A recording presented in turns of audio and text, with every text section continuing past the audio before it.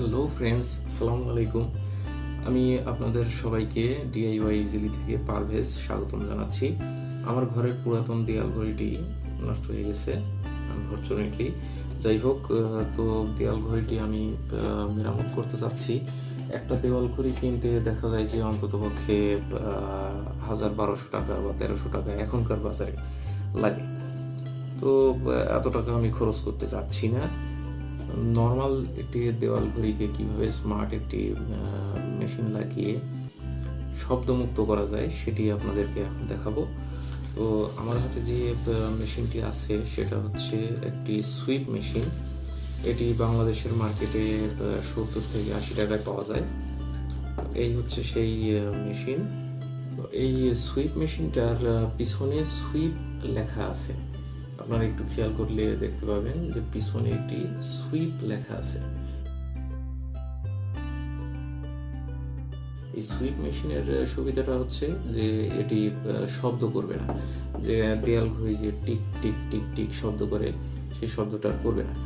তো চলুন দেখে নিই কিভাবে এটি চেঞ্জ করা যায়।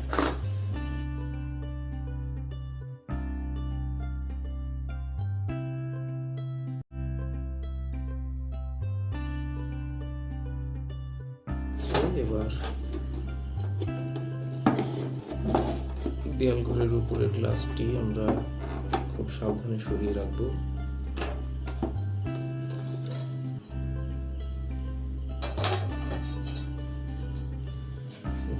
দেয়াল ঘড়ির যে কাঁটাগুলো সেই কাঁটাগুলো খুলে রাখবো।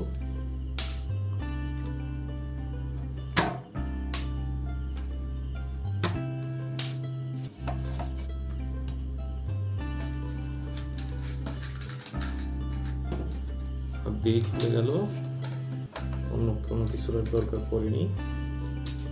আচ্ছা, যাই হোক, এই যে খোলা শেষ। আচ্ছা, একটু সরিয়ে রাখি। এবার এই যে আমাদের সুইপ মেশিনটা, সেই সুইপ মেশিনটা আমরা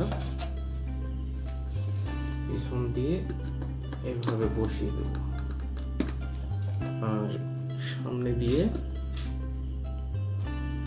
প্রথমে ওয়াশার আর তারপরে নাটটা সুন্দর করে লাগিয়ে দেব।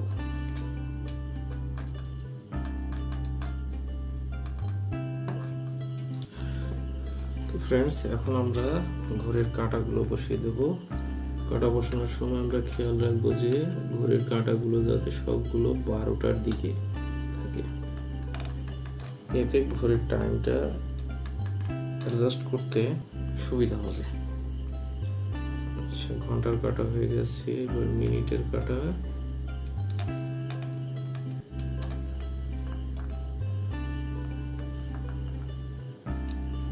ওকে, এবার সেকেন্ডের কাঁটা।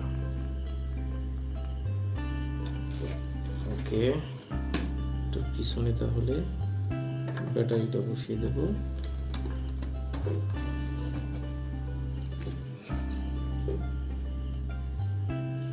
কোনো শব্দ নেই। প্রথমে গ্লাসটা বসিয়ে দেব।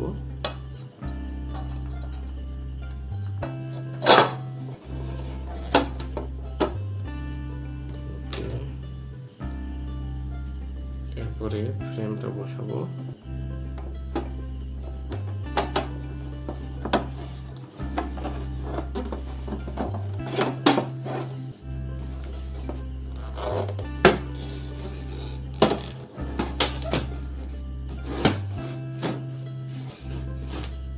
এবার ঘড়ির স্ক্রুগুলা আবার আগের মতো সুন্দরভাবে আটকিয়ে দেব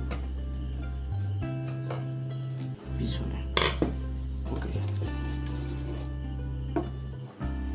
তো ফ্রেন্ডস, আপনারা দেখলেন পুরাতন একটি নষ্ট দেয়াল ঘড়িকে কিভাবে মেরামত করা যায় এবং একটি টিকটিক শব্দ করার মতো একটি দেয়াল ঘড়িকে কিভাবে শব্দমুক্ত একটা ঘড়িতে রূপান্তর করা যায়। আপনারা প্লিজ আমার চ্যানেলটাকে সাবস্ক্রাইব করবেন, লাইক দেবেন, কমেন্টস করবেন এবং সবসময় আমার সাথেই থাকবেন এবং এরকম নতুন নতুন ভিডিও আনার জন্য আমাকে মোটিভেট করবেন। ধন্যবাদ।